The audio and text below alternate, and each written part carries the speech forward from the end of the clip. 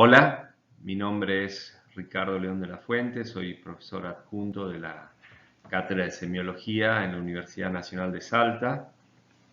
En el día de hoy vamos a describir los dos fenómenos audibles más frecuentes, los ruidos y los soplos cardíacos, fenómenos que tienen descritos más de 200 años desde que el doctor, un médico francés, René Laennec, empezó a describirlos en 1816, para lo cual empleó algo que es el precursor de este elemento que tenemos todos los médicos, que es el estetoscopio.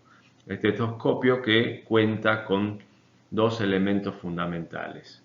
Una parte que es la membrana y otra parte que es la campana. La membrana por lo general hace mucho mejor audible todos los fenómenos sonoros agudos y por el contrario la campana sirve o identifica mucho mejor aquellos sonidos de características graves. Vamos a describir ahora a continuación cuáles son los focos auscultatorios. Podemos describir hasta 6 focos auscultatorios. Tenemos básicamente el foco mitral, línea medio clavicular, sexto espacio intercostal del lado izquierdo, el foco tricuspidio en la línea paraesternal izquierda, el foco aórtico, segundo espacio intercostal en la línea paraesternal derecha, el foco pulmonar en la misma altura, segundo espacio, pero del lado paraesternal izquierdo, y el foco aórtico accesorio o DER en el tercer espacio intercostal en paraesternal izquierdo. El sexto foco al que hacía referencia al comienzo de la descripción de los 6 focos auscultatorios es en la línea paraesternal izquierda posterior, en el que se van a auscultar por lo general los fenómenos audibles de la aorta. Entonces, en esta clase vamos a tratar de describir los ruidos cardíacos. Los ruidos cardíacos los podemos dividir, como dice acá en el gráfico, en fundamentales, que son el primero y segundo ruido cardíaco, los ruidos accesorios, tercer ruido, cuarto ruido, y el audible cuando hay recambio valvular y hay puesto, los pacientes tienen implementado unas prótesis mecánicas. Tenemos también los ruidos agregados o adventicios, tenemos lo que son los fenómenos sistólicos, que por lo general son los clics, que tienen que ver con las válvulas sigmoideas, los diastólicos o chasquidos, que tienen que ver con las válvulas aurículos ventriculares. También vamos a describir el frote pericárdico y mucho más raro aún son los ruidos generados por el implante de marcapaso. Vamos a describir también brevemente los ritmos especiales, que son el ritmo de galope, el ritmo embriocárdico o pendular y el bitri o cuadrigeminado. Son ritmos especiales. Entonces tenemos ruidos fundamentales y accesorios, y los ruidos agregados adventicios, que son fenómenos auscultatorios específicos. Cuando uno describe los ruidos normales, son como vimos el primero y el segundo ruido, vamos a describir su presencia, sus características de intensidad, el timbre y el número o unicidad que tiene esto, o sea, si están o no están desdoblados estos ruidos.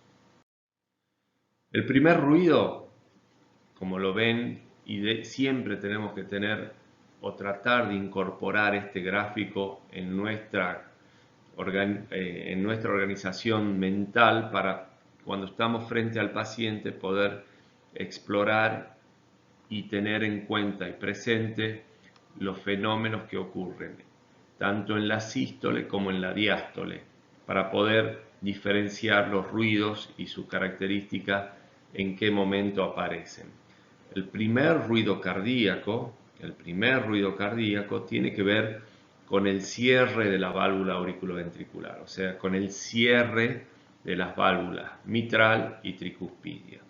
Como es un fenómeno básicamente sistólico, o sea, se cierran las válvulas auriculoventriculares y se abren la sigmoidea y empieza el periodo eyectivo, vamos a tener coincidencia del primer ruido ocultatorio, y si en ese momento estamos tomando el pulso del paciente, vamos a tener la onda del pulso. O sea, coincide el primer ruido con la onda del pulso, y si estamos viendo el pulso yugular en la cabecera del paciente mientras tomamos el pulso y ocultamos, vamos a ver que se corresponde con el colapso inspiratorio yugular. Esto es las características del primer ruido. Onomatopéyicamente, esto ruido tiene una característica aguda y se ejemplifica con el sonido tum, tum, tum. Ese sería el primer ruido cardíaco. A continuación, el segundo ruido cardíaco, de menor intensidad que el primero, es un fenómeno que ocurre al cerrarse la válvula auriculoventricular. Es un fenómeno diastólico que no va a coincidir con la presencia del pulso periférico. Entonces tenemos por un lado el primer ruido cardíaco, fenómeno sistólico, y el segundo ruido cardíaco que coincide con el cierre de las válvulas auriculoventricular. La onomatopeya para esto es ta, ta, es un sonido grave. Entonces, primero y segundo ruido sería tumta, tumta, tumta. Esto lo tienen que practicar, auscultar mucho en personas normales, y eso nos va a ayudar después cuando tengamos que auscultar a los pacientes con distintas patologías cardiovasculares para diferenciar lo que es normal de lo que es patológico. Y siempre, como les digo, teniendo este gráfico de todos los fenómenos que ocurren al mismo tiempo para poder identificarlos correctamente. Hemos dicho también que no solo vamos a describir su presencia, sino también su intensidad. Van a estar aumentados o pueden estar abolidos la intensidad de estos ruidos. Aumenta la intensidad en el primer ruido, por ejemplo, cuando la válvula sabemos que se genera por el cierre de la válvula mitral auriculoventricular.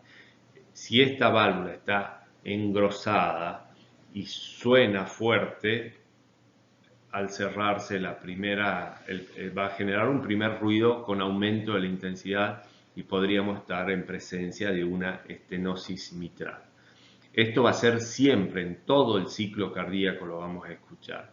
También puede haber un aumento periódico, ¿y esto por qué? Porque el corazón va a tener distintos periodos de llenado ventricular, o sea, la cantidad de sangre que va a entrar al corazón va a ser distinta, y va a ser que el impacto al cerrar las válvulas auriculoventricular puedan ser más fuerte o menos fuerte, y esto es periódico. Eso nos habla de patologías arrítmicas, como puede ser en un bloqueo auriculoventricular completo o en la fibrilación auricular, que es una arritmia muy frecuente en la cual el ritmo varía continuamente y hay periodos de llenado mucho más largos que otros.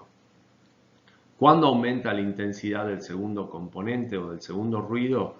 Por el componente aórtico, por ejemplo, en la hipertensión arterial, o si aumenta el ruido pulmonar, sería en la hipertensión pulmonar. Mucho menos importante semiológicamente, pero igual es para describirlo, es cuando disminuye, o sea, tenemos hipofonesis del primero o segundo ruido, como puede ser en la insuficiencia mitral, en el infarto o miocarditis, o también es muy frecuente la hipofonesis en aquellos pacientes que tienen tórax en tonel o tienen derrame, o sea, cualquier cosa que genere una interposición entre donde se generan los sonidos, que son la válvula auriculoventricular, y nuestro estetoscopio, membrana o campana, como puede ser también en un paciente obeso, ¿no? Estos son lo que también debemos describir, como les había dicho, la presencia de los ruidos y el grado o intensidad de cada uno de ellos. Hemos descrito ya los fenómenos de el primer y segundo ruido, ahora vamos a ver algunos ruidos agregados y estos ritmos cardíacos especiales. Llamamos ritmos cardíacos especiales, básicamente vamos a describir estos tres. El ritmo de galope, que puede ser diastólico, es la presencia de un tercer ruido. El tercer ruido no es un fenómeno audible en condiciones normales, por lo general tiene que ver cuando hay una distensibilidad exagerada de la cámara ventricular y se produce con el llenado rápido del ventrículo izquierdo, y una cámara que está poco distensible genera por tensión de las cuerdas tendinosas de la válvula mitral el tercer ruido. Su presencia, cuando el ritmo y la frecuencia es mayor a 90, puede generar lo que se conoce como ritmo de galope, el cual es un signo patognomónico en la insuficiencia cardíaca. Ese es el ritmo de galope diastólico. También tenemos el ritmo de galope auricular o presistólico, que tiene que ver con la presencia de un cuarto ruido. El cuarto ruido, o presistólico, como decíamos, o en el final de la diástole, tiene que ver con el refuerzo que genera la sístole auricular en un corazón poco complaciente, como puede ser el ventrículo de un paciente muy añoso, o con un paciente muy hipertenso que tiene muy rígido, muy hipertrofiado su ventrículo, puede generar un cuarto ruido, que es un galope presistólico. Este galope, por lo general presistólico, está visto, como hemos dicho, en hipertensión, y también es frecuentemente verlo en pacientes con patología coronaria asociada, ¿no? Y después tenemos el galope de suma, que es cuando tenemos incorporado al primer y segundo ruido el tercer y cuarto ruido. Más raro es también descrito lo que se conoce como ritmo embriocárdico o pendular. ¿Por qué es el nombre? Porque durante el desarrollo cardíaco intrauterino tenemos dos ruidos muy atenuados, de muy baja intensidad y con espacios entre ellos iguales. Esto recuerda a ese periodo embriogénico y se da o se encuentra este ritmo es en la insuficiencia cardíaca de grado avanzado. Cuando hay una arritmia ventricular, que puede ser bi, tri o cuadrigeminada, da una secuencia característica, de acuerdo a que sea bigeminado, trigeminado o cuadrigeminado, de un ritmo que tiene esta cadencia, según la presencia o no de estas extrasístoles. Entonces, hemos visto los ruidos fundamentales, hemos descrito primero y segundo ruido y sus características, la presencia, su intensidad, el timbre. Hemos dicho cuando el primer ruido por lo general es un ruido agudo y el timbre del segundo ruido es un tono más grave, para lo cual, como hemos visto al comienzo en la descripción del estetoscopio, se usa la membrana y la campana respectivamente. Y después hemos ido brevemente a la descripción de lo que es el tercer ruido, el cuarto ruido y las prótesis mecánicas. Hemos hablado también de los ritmos especiales, ¿no? Hemos visto el galope lo hemos descrito como el galope diastólico con el tercer ruido, característico de la insuficiencia cardíaca avanzada, el galope auricular o presistólico, que tiene que ver cuando hay un cuarto ruido en un ventrículo rígido y poco distensible, de la hipertensión del paciente añoso y coronario, y el galope de suma cuando tenemos un tercer y cuarto ruido, ¿no? Hemos hablado brevemente del ritmo embriocárdico pulmonar y del ritmo bi, tri o cuadrigeminado relacionado con las arritmias ventriculares. Ahora bien, nos queda solamente describir los ruidos agregados o adventicios. Aquí tenemos, por un lado, los sistólicos o clics, que por lo general se escuchan en la base del corazón, y en la base del corazón que tenemos los focos, por lo general relacionados con las válvulas sigmoideas, aórticas y pulmonar. una breve reseña para un clic sistólico, que es mesosistólico o telesistólico, o sea que ocurren en la parte media o final de la sístole y que está relacionado con el prolapso de la válvula mitral, lo que antes se conocía como el síndrome del clic y el soplo, porque después del clic mesosistólico aparecía el soplo de la insuficiencia mitral por el prolapso. El diastólico chasquido, por lo general, tiene que ver con la apertura de las válvulas aurículo-ventriculares, en especial la válvula mitral y mucho menos frecuente la válvula tricúspide, asociado fundamentalmente a la patología reumática, o sea, la fiebre reumática hace que se genere este rolido o chasquido de apertura de la válvula mitral, fundamentalmente y mucho menos frecuente de la válvula tricúspide. El frote pericárdico tiene que ver con la inflamación que aparece en el pericardio y que da un sonido continuo que puede ser sistodiastólico y que tiene que ver con el rozamiento de esta membrana pericárdica despulida por la inflamación. Normalmente, si recuerdan de anatomía, las membranas serosas que envuelven el corazón y que son el pericardio visceral y parietal, tienen un líquido entre ellos, escaso, que hace que no haya ruido durante la sístole y la diástole, pero cuando hay una inflamación agregada por una pericarditis, puede generar el frote o rozamiento pericárdico. Mucho más raro es el ruido generado por la colocación de un marcapaso en los pacientes. Es un ruido que altera por aumento de la velocidad sanguínea. Ocurre, por ejemplo, en fenómenos de tirotoxicosis, en disminución de la viscosidad sanguínea, como puede aparecer en las mujeres embarazadas, o sea, son soplos audibles, pero que no tienen ninguna repercusión por debajo orgánica que lo esté generando.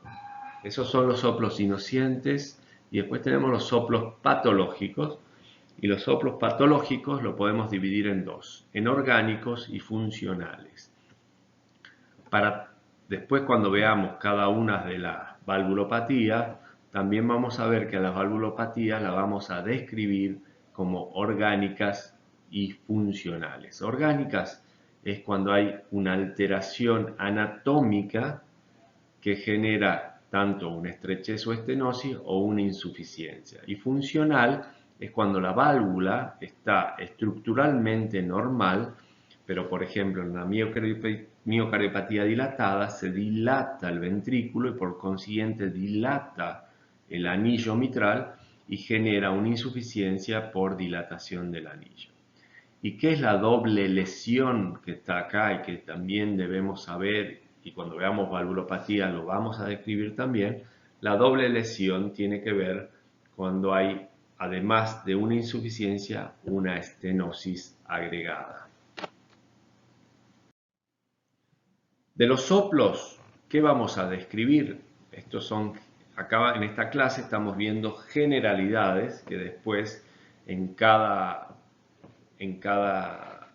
clase de semiología, ya sea mitral o aórtica, vamos a describirlo específicamente más adelante.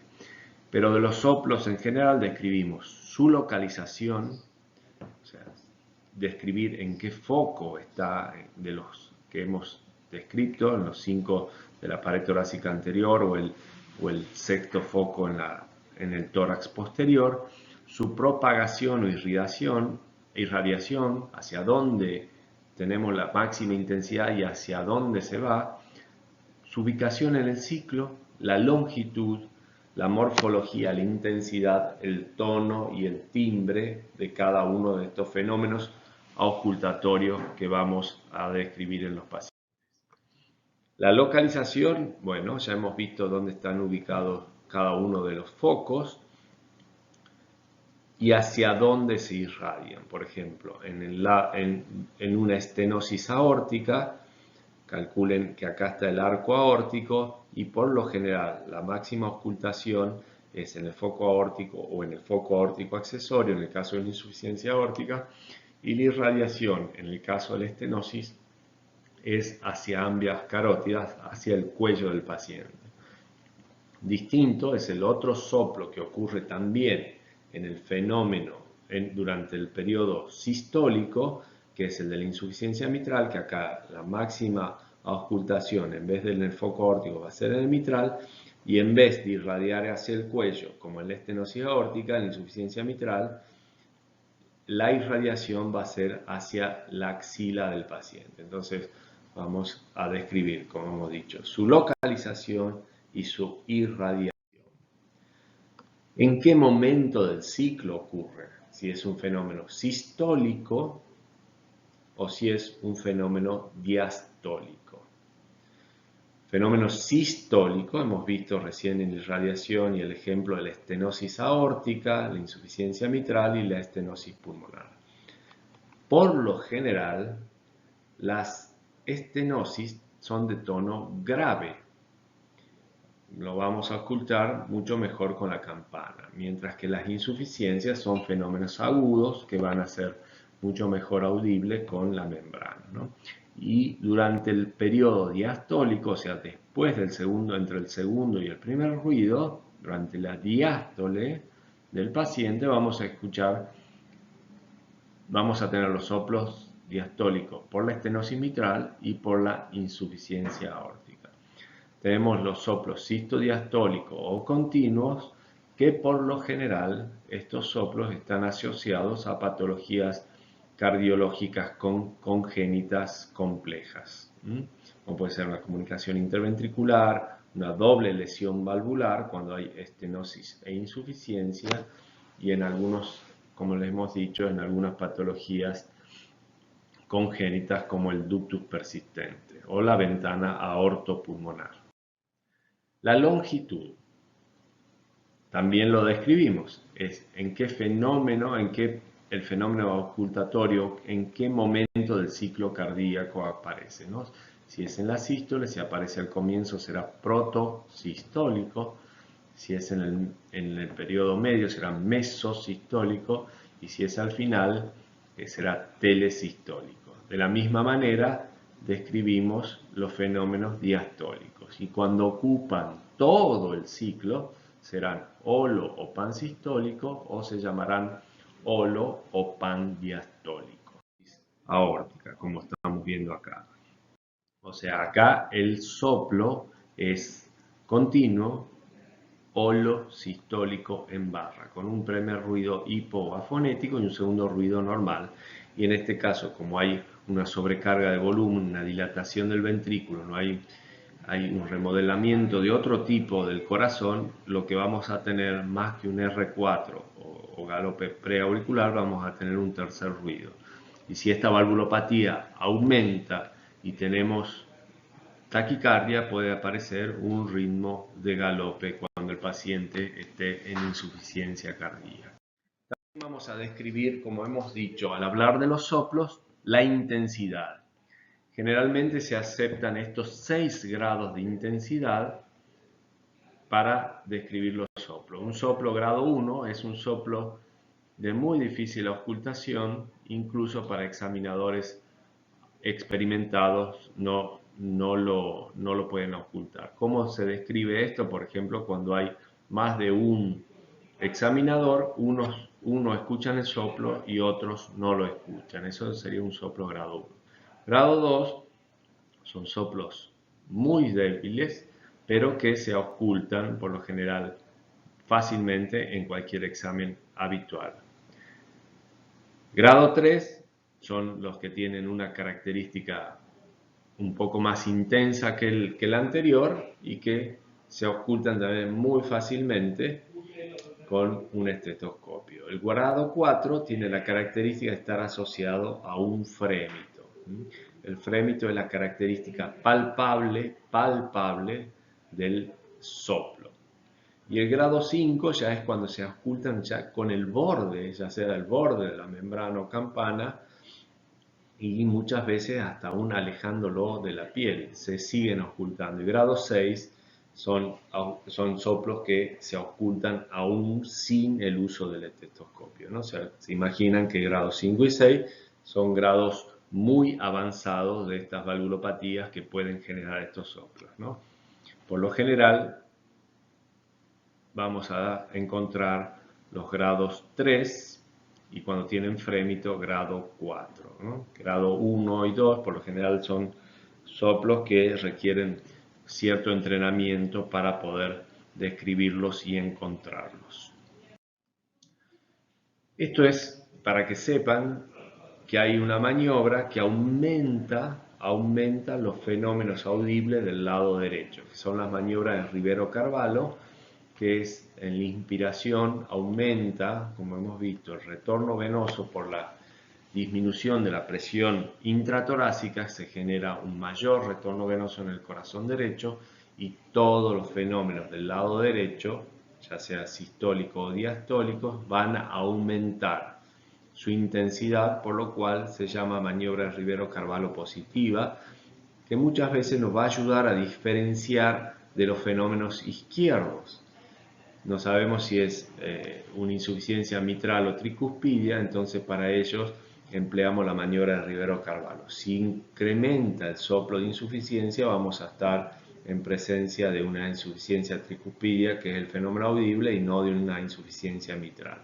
Entonces la maniobra Rivero-Carvalho nos va a ayudar a diferenciar aquellos fenómenos auscultatorios del corazón izquierdo o derecho. Bueno, hemos hecho un repaso de todo lo que es la patología, los fenómenos auscultatorios, los ruidos y los soplos. Ahora voy a compartir con ustedes un par de casos clínicos que están en la bibliografía recomendada por la cátedra para que lo discutamos y podamos sacar algo en provecho de la clase que hemos visto en el día de hoy. Lo voy a leer, es un varón, Alejo, un odontólogo de 38 años, sin patología cardíaca previa, consulta por la aparición de disnea creciente, pesadez epigástrica y edemas en los miembros inferiores que se atenúa durante el reposo nocturno. El cuadro evolucionó con cierta rapidez después de un cuadro febril catalogado como un síndrome gripal. El examen físico tiene yugulares ingurgitadas con un pulso venoso regurgitante sistólico, hepatomegalia moderada, un choque de punta amplio con breve resalto protodiastólico, tremor cordis. La ocultación cardíaca muestra un típico ritmo de galope, también protodiastólico, y un suave soplo sistólico, 2/6, o sea que probablemente sea un cardiólogo quien lo ocultó, y por la descripción precisa de todo el examen cardiovascular, la presión arterial tiene cifras normales para la sistólica, aunque ligeramente elevada para la diastólica. Bueno, en este caso sería cómo interpretamos el cuadro clínico y cuál es su etiología y qué le sugiere la presencia de un ritmo de galope por tercer ruido. Bueno, si vemos la descripción semiológica de este paciente, desde lo que él consulta, disnea creciente, o sea que se hace progresivamente a menores esfuerzos. Antes podía caminar 2 cuadras o 1 cuadra y ahora tengo disnea de solo cambiarme, doctor, me estoy poniendo la ropa y me aparece dificultad respiratoria. Y además de esto tengo cierta pesadez en el estómago, en la parte acá del epigastrio, se me hinchan las piernas y por lo general amanezco con los pies deshinchados. También cuando lo vamos a explorar le vemos la ingurgitación yugular, hepatomegalia, tiene un galope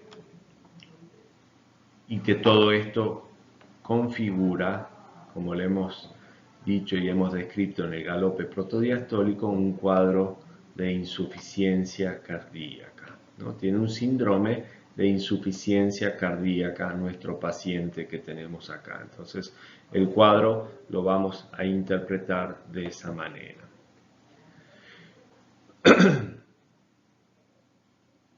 Y esto es lo que nos habla del galope por tercer ruido.